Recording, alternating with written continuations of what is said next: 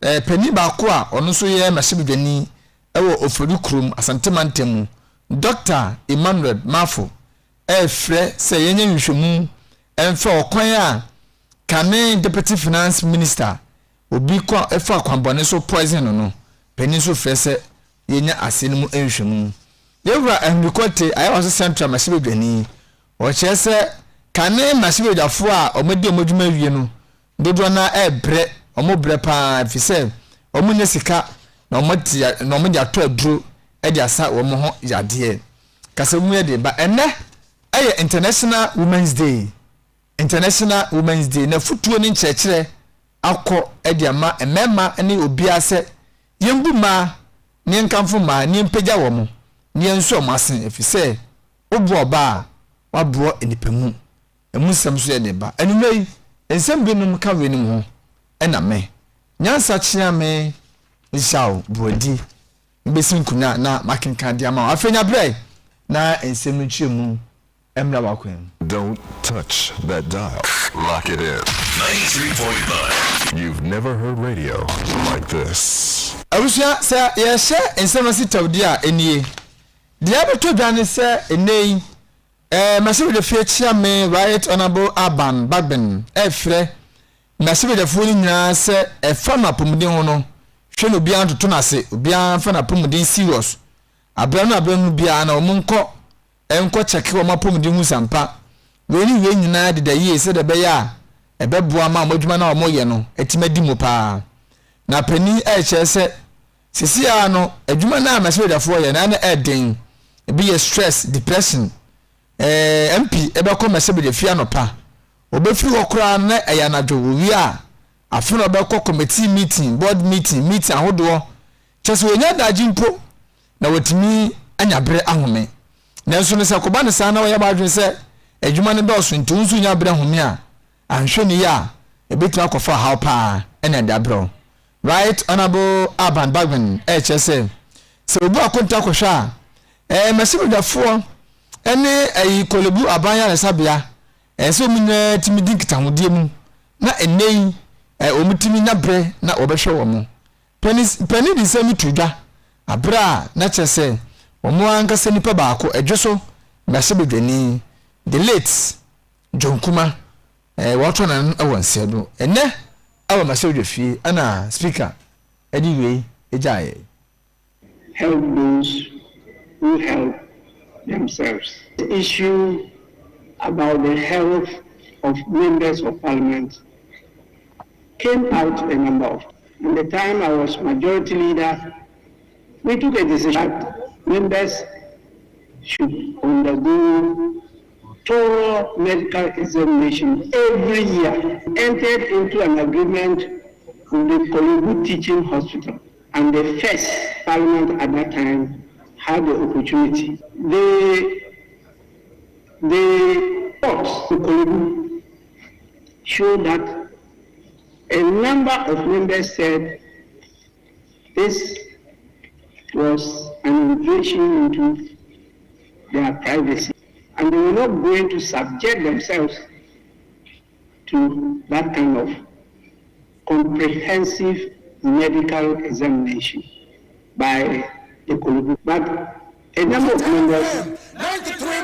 went through the exercise and knew they were not reporting to any person, but to yourselves. You just go there and go through it. The cost is submitted, the cost is paid by Parliament. It was not even paid by the members of Parliament. The members objected, and it created some problems. And so leadership at that time advised itself not to proceed, but to allow it to be handled by the members themselves. And from there that we developed the then clinic now into a medical center, which is available. And we proceeded to even put a gym there for members. Then we had the challenge of former members. We held meetings and extended it to former members. But former members are all over the country, and it's only accessible to those who are for conservative reasons available in maybe Greater Accra, or those who could move from the regions to come down here. Abushania yeti Right Honorable Speaker Aban Babin and what this same two na Muntaka Mubarak as once Masibe Benin. One of the chalk when I name Masibe the Funi Bibre. And I want to woman say, Udu Masibe de Fia or my beabia make us a health facility. Maybe on bit Makwaja she. Peniche so Mufasa Kunya so. Now Monko and Kwaja she. And in Kokodan Chansono. Obi a wabasum se Masibe Benin bia na nei. Wase wo bre wontimi nsa no yade no so omra ho na Masibe da fom wa no na wontimi nsa no ho yade no so ne de ni and former members. Because you may be aware, rightly said, when we had to do the Palebu treatment in 2009, yes, a number of members raised this issue about privacy. Many of us complied, but just in 2011, a year after, because what we did was to cover it 2019, 2010. 2011, Palebu said that there was no formal instruction for it to continue. And I want to believe, because of what you said, some members were not willing for it. Maybe that truncated. So if you check the record, you see that right from 2011, it truncated. But the other thing that, Mr. Speaker, I remember even with you as leader of the House before in 2014 thereabout, was that if we will make an arrangement to agree on a fixed amount that Parliament can pay, because there are a lot of private facilities that members are already belonging to, that they may want.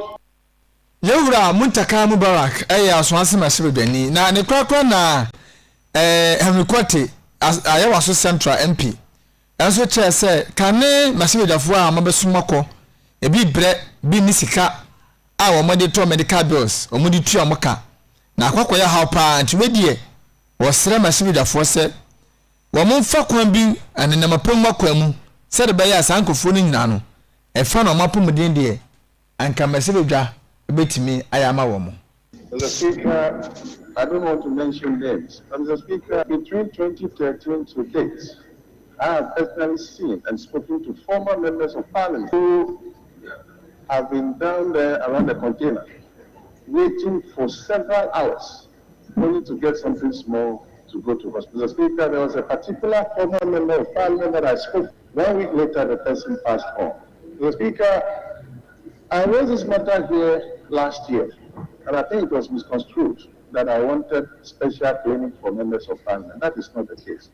Mr. Speaker, public and civil servants, they have FM 93.9 that they go to, SNITs and all that. Is it possible, Mr. Speaker, not necessarily for members of Parliament, but the staff? FM 93.9. Now, have we come to the stage where parliamentary institution can have a medical facility, not for members of Parliament, but for present, former, and staff? Mr. Speaker, the issue is that former members of Parliament find it difficult to drive here to go to the clinic.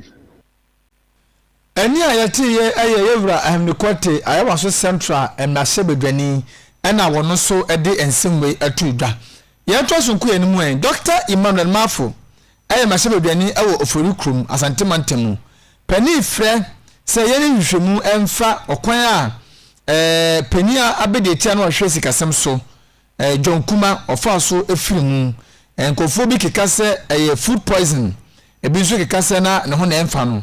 enra ena wɔya we na behowe eto adehye na amanfo a ɛwɔ adweso ema ebi ka oman Ghana nyina ne nya ne sɛ wɔn Masibe Beni yɛwura John Kuma eto nanan ɛwɔ nsiedo na de Ghana fo bi susu ni sɛ ana de nkofo bi kan sɛ food poison a kyese obi a ka ene ne family members ni bi kura de tudwa kyese wo mo ankasa de sei obi na asa da poison no na ɔwɔyere na ɔwɔ mama akomako ensia asemi ko ba ye Ghana fo de dodo na ɛna ɛka ho asema nkofo are very very careful pa enum na ama yewura Dr. Mafo kyese wono de ohun sɛ yenya nhwehwemu ehimfa no ko ye okodidie bebi odidie nyina yentimisem na yensi ano kwan na food poison no adoso pa nsem wei wale tudwa ena no pay e hot money drive no so abra kwabra pra the don etakonwam. It will be unfair for anybody to even look at the MPP with a certain eye. What we as a party need to establish is if indeed it's true, it was true that he was poisoned and the circumstances around the poisoning can be linked to so-called what party then the party can take a decision say, unless the party establish a prima facie case, who establishes it and there's every reasonable you to say in the tier there, then the party can then sanction and say okay, who assume a see or maintain and you have been linked to this, and under no circumstance and the party will even give you an opportunity to serve or to run an election on this ticket again. That is how far the party can go. But the public will look at the party say the collective damage be an answer to the party. I don't think that it will be fair to stretch it to that point. And here Dr. Emmanuel Mafo for Ukro Mashibani ana wade and some way to draw. Now Yanko Manusuna including Commonana Democratic Forum of Medical Laboratory Professionals. And they almost about Professor Jenana Opukwajiman. Mampenada John Dramani Mahama running mates for NDC say wayade pa wombana baso na omo so amano congratulations na omo chese mami wayade wagina ho se brane ama nipadoma ede mudi ko yenyina no Professor Jenana Opukwajiman ana NDC National Executive Council ni nyina gini tumu a na chese wayade pa na musu se abra na woye education minister no woye adwuma no ye bi so de ma emma nti benadu se ne ebia baba ye first female vice president oh my Ghana ha wasefata yanko ahoma so na ni secretary emma ekoi Dr. Moses Kofi Woli enko bonkomo doc madwe doc ko temene me ba so amituni wara huruma radio obi bebusa se JDM efa Professor Jenana Opukwajiman we beti mama momukuru ndi amopra na afra abato ne be ya mamo de yo me da se na mami che wonyina na me nda wan se mo frɛ me em se ynyina yini Professor Jenana Opukwajiman free time rise here to be the first say Emma Ghana nyina onene oba odi kan a obeye university panyi e Ghana ha ne din see that na obeye University of Cape Coast vice chancellor so nyina yehu adwuma otumi ye evidence no da of my nyina na enwanchi no ono so obesan be ye education minister na minua wanima ubehu ono na supervise the changing of polytechnics to science and technical universities. Nyoma oye di bibre mi ka se mi bubo so a anhwe ya na ebrakwa ni afampo aha eti ne meka nyina ni se mami we ye mami bia se bio ni nyuma eda ho a obia uhwe nko ade a obehu se mami we timi ye adwuma oka se obeye adwuma no nko ade ana se ode adwuma no hye no nsa oye ma ne ye fe enti adwemu de yesusu say choice na former president John Mahama aye no choice papa ibi ni echibia bi na nka yo so ye na ne de pa kesipa ni say osan yo ba na nyina yinim say ma wo badaye bi ma wo timma bi a se bi o se ni manfo ana say omu amudi na chi hwamane a ontumi hwe omu saa keke mami we so a kire say oye saba no bi onya oba ni trumu edi enti ye he we nyina na ka buma yetimo say maami we choice papa jo mama ai mo kwa yimo kata mu no mu chemu se wuntimi mfa katasha ne proye enfole no mu chemu say yo mi da say na minua say na medical kan no woman we hostati public service and I say oba obeji din ewo space public space mo enye ne say enyina enim say rise ye be vice chancellor say na medical kan no ebesi enne de ya kan abuni din as vice president and I say running mate for NDC no menyin ni say ubia timidi katarishe adeba kukura yesi allegations kura keke ne yebeka and I say yedi ano kan to ne soka ubia ntimi kan bi entru mami we so e che say o down so political space no me no yenim ene wu ko take position bia to say minister asa no be di 1 year no na scandals atwa won ahia bebre enu de no krepa dia che na mami we atimi abeye minister for education for 4 good years osan free aban opposition and I say aban fufuro ene bae aban anye na aban ene bae na besi ne yantimi amfa bibia amfore no ho a ene che se mami no danso nti ye ka se katashe ni proye ibia ni na afa ye ma e di kansa no okay na wada mo ye pese ye beja wi obi se wo hia obi ana obi bisa se ade pa na ye sonko unique wo ma me no nti o nto abama NDC a obeka de na akire no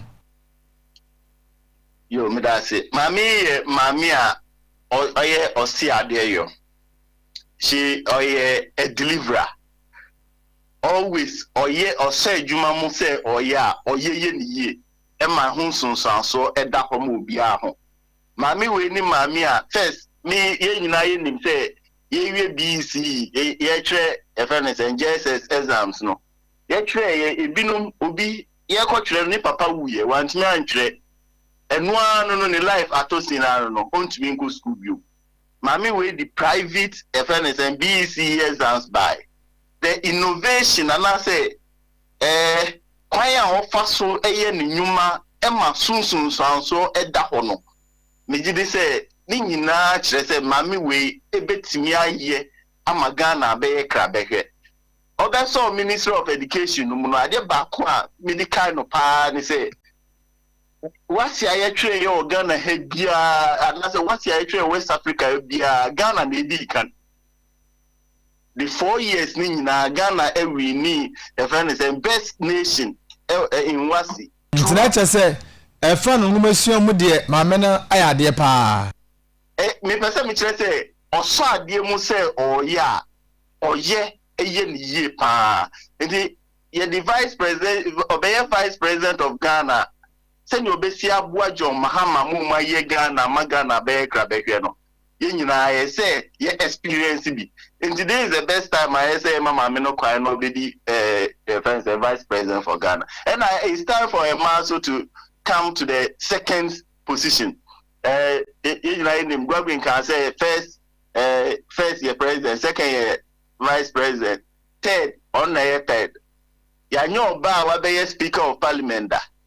me did say emra so say e be nyo ba otumi eye adwuma as vice president that's it. Yes, that's an me wabra when ya de amaye. Doc me for see why.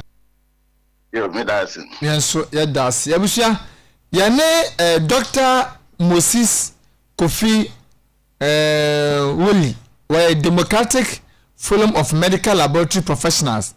Ekwe wana ye secretary, twetwe for de ma wo mo. Wono na ene no akobo sa enkomo yi.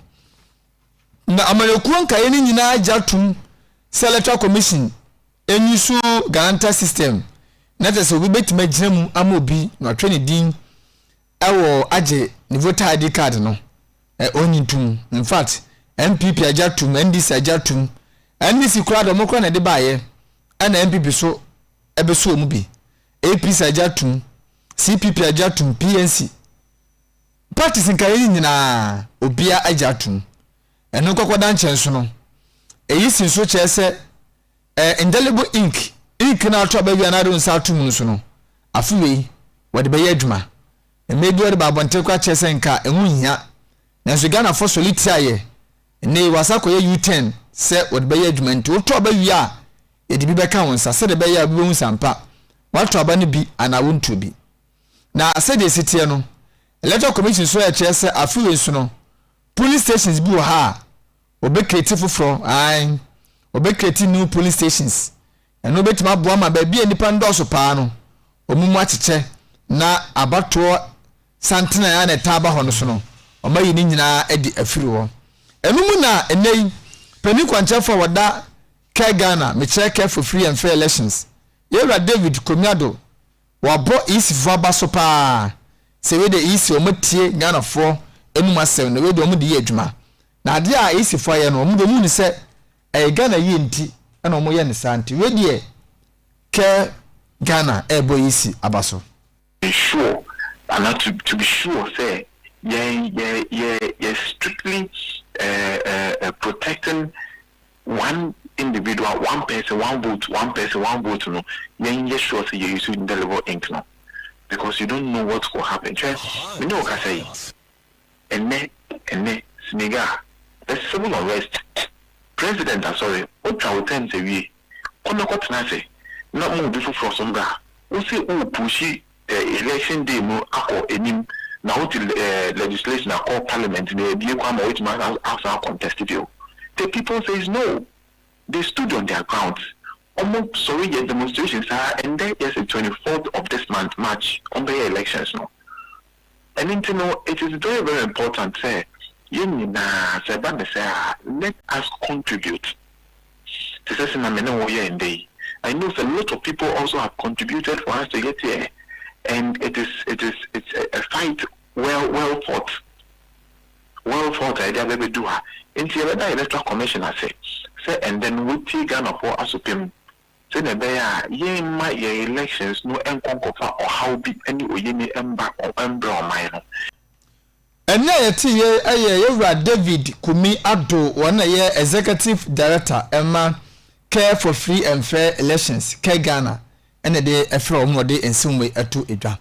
Yaku and him our Amansan Dawuro na said the bayer na betima boama na eman so betima baye bibi awa babomunti no enne Commission for Technical and Vocational Education and Training CTVET asoya womo ene hwe insanedwuma ntete mu no womo de dwuma de bi ahye so a womanto din se women in TVET 2024 edition na safu yemu ana womo de ehye so na omase wo mekanya ne se ezese etimi ma akonya opportunity na ene wo mo pepa no mo adwen ni suahunu se wo betimanya insanedwuma ntete no e betimi asomase pa na nipa ne de metwehye mu ne de na aye nikapa se adwuma de Dr. Fred J Asamwa wona ye Director General Emma CTVET ya obase bi sanso na Angela Chamantin Jumo we National Digital Transformation Lead Africa ena yewura Alfred Salom Betepe onu so ye team lead Solo Art Group ena Dr. Constance Ahunpoka Ekugu onu so ye senior lecturer onu so din dwuma wo Sociology and Gender Studies oko SDD ene UBIDS wa ho eno wo na denti ampanifo hye saa dwumadi nya se ebenadu se nekura ye International Women's Day eda ye yidi asiwo se ye de ebom abaso e de akai ma nyema ma pese omo ye no so no ye mo omo pa na woni bi se sa obo oba na babo busamu ni nyina enunti ana CTVET ehye saa dwumadi ya wo mo che se women in TVET yenso ma ase na ensanu dwuma bi ekuta ma no ye mpegam ne eboa wo mo a omo sanso de boa oman no dwumadi na se Dr. Fred J Asamwa Director General Commission for Technical and Vocational Education and Training woni central for ekasaya ni nsemo de tudwa eni yes in say no so na be ma nyuma ebu no see time gradually and one take care of itself. A bit take care of itself. And my own say, some education and check and yet. And then will be out. And some answer me about say, and my quadia member a union, and also answer me about the general perception about TVET media, and it is some way when you say a quanimu. Oh, wow, if we to me for say, my back or grammar school, there be one pet on Pekra or Pacho person in the technical school. Until the open some Jumano more, until Ocean infrastructure. No. Abaya yipi na wabomadi so obeye ne mo enti fie di animu no obeye no ohwe de ayena da bia yetwa mfoni na enko hwe o say 60,000 in the room so ti enko do say 200,000 the cost and education that means you bring more infrastructure to the good news they say abaya making sure say you improve the existing one and new ones are also being built and believe say the next few years we bring up parity over TVET as against grammar. We are saying a parity over male and female in all trades as much as possible. Down the sensitization, the same, and the room as a cost of block. Now, yes, I need a man to do what you mean a breaking. Glass ceiling say enuma bia ni wa obi antimi we teach you eniano ma the way nyame bo we no bibia we wiase bia no ombetimi aye bibia ewe wiase bia no ema ebetimi aye Dr. Freche Asamwa aye pani kwanchefo a woda city vet na no ana wode nsem atudwa enwachi ana owuraye Doris na nakase pani kwanchefo woda Doris Skills Development Center no ono se ka bi to aso kra hwira aban ne ada NGO se omo so maase na man ti made on pese wo mo eye tembia ne ko bia na edenu twitwifo fi se asase ni se e ma de yes kitchen e ma de ye na ye wo a ye hwenkwala na mema nso de nse moko akofa baba se ne enyema si kono enyema bebree abawia se nse emaya ye ni yi pa ye mfa bi se driving kwa so oba ti kanu driver enti se be ma o abotre obibie mu na saa mbe nso se enyema bebree ha emma ne fesi su ne na yesu ni se asase ne ma hu se emma de ye bibia yon se ntrechi na me ntani mu is all school to say bia emma school nko ha dia advantage bebree ho fi say we science student ko na unsu but we boys miss school that na say you bisa question ko na ba no ferry also tia ye besim ana man so nyakopon so meka say de bia no a man ne ye nyakopon kechi obo man no amobia bi it nyansa na kai nyina ye mama it is say me school they were TV school the chair at the pump now sometimes na a mema kwa bemwa ofu say ade meeting aye but a man ye no tembia na ko a man ho say bia because a man nyansa pa it is a program ye some banya kukudro pa instruction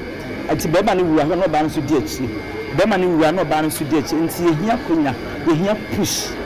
na se bibia so sika ena sika nso no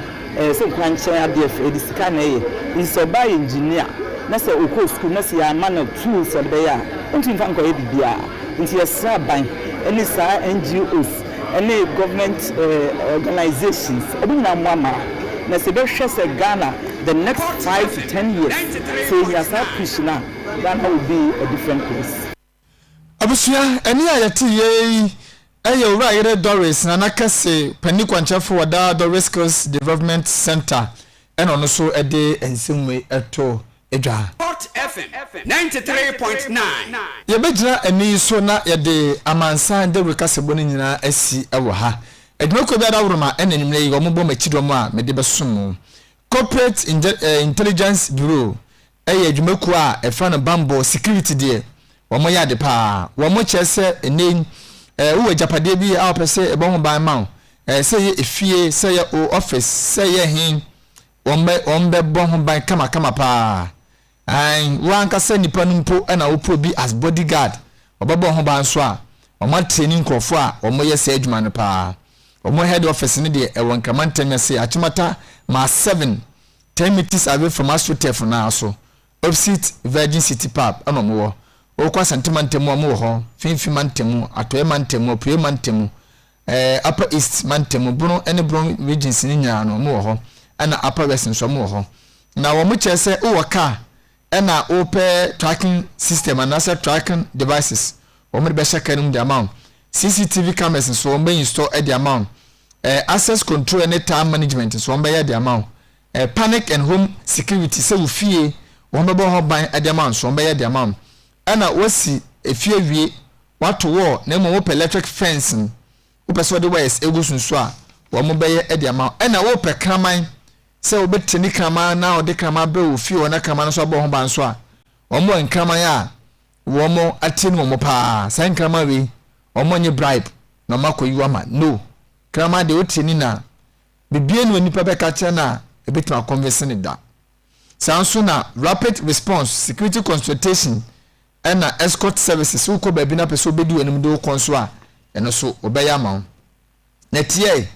eba no hospitality a Tunnel Launch, woman a boho buying. Aye woman by Jabnin, woman a boho buying. Anna Vanity Hotel so a ye woman and a ye security ho. Telecommunication industry so etetigo said Mokoya security and a boho buying. Netters Ghana so woman a boho buying. A ban of banking and finance and so FBN Bank, Senate, SIC Savings and Loans said Mokoya security and a boho buying. Apomdi munsono ACP clinic Kwai pediatrics Cresport hospital said mekoya security na bohoban corporation so ni Ghana Water NHIA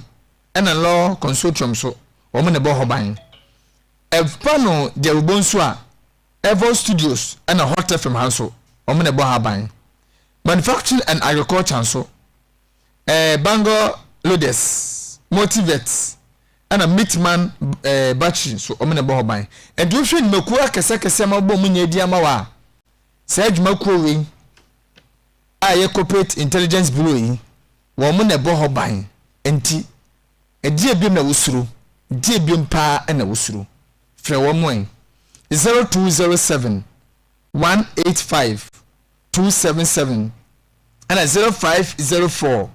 692 527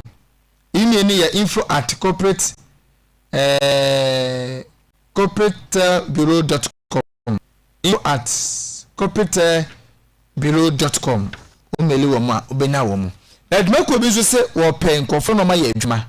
tie akonya aba so wo ya accountant dia ene boto odi na mo chese ene wo mu probi a obetima analyze na ma control financial statement enu kokoda nchenso obi obetimi a prepare no give you financial statement omu se probi o ye secretary ene secretary bi akeko wo nu ma twere na onu business proposals twere skills in shorthand in just minute betima trace see a muye meeting na o dot niema marketing or sales manager omu pebi ena HR manager so omu pebi omu cheso bi a owo akonya bia betima ye bia no fra homatofo yi 0243 78 22 77 0243 78 22 77 and 0500 23 23 64 0500 23 23 64 afuwe anabusumi we ay Ghana mant tie nyina ye ni Ghana aduane ai na Ghana aduane de enwane local one rice ayemu a aduane ewo Ghana ha ye yemu adwuma ewo sutwale ene won kramantam ya sei emu we anu so de pa say jollof plain rice emu tuo wache anase rice water obetime de semu we anwa fiber na wo mu no ne content na good na mo diabetes no meche diabetic patients no mudi bia eyeye local one rice free from stones e bobi anim asone so ahwehwem na mpenifo agya tum sɛ ɛyɛ anu so de ɛwɔ sweet aroma ɛna ne scent no so yɛ good ɛboɔ no so de wɔ fam efisɛ Ghana ha ya na ɛyɛ no nti obi atimi etobi baabi obenya local one rice ni bato nie osu omo ben stadium no share filling station wa na supermarket nso omo ben post office wo Asaman Zenu Atadeka Lebanon Washington munyina monko Taifa Asaman Taifa odoko nso omo ben best point savings and loan